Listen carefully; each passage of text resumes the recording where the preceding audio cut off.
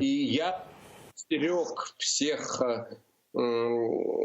наблюдателей, всех комментаторов, всех политических аналитиков от того, чтобы выдавать желаемое за действительное. Потому что мне порой кажется, когда мы комментируем события, происходящие в России, мы впадаем в грех выдавания желаемого за действительное. Понимаете? Потому что все-таки не так все уж так плохо у Владимира Владимировича. Ну, допустим, его поддерживает не 95%, а 75% или там 55%. Но я искренне убежден в том, что, к сожалению, мозги у россиян сейчас настолько хорошо обработаны и промыты, что действительно большинство из них искренне голосуют на выборах за Путина, а антипутинцы, увы, составляют меньшинство.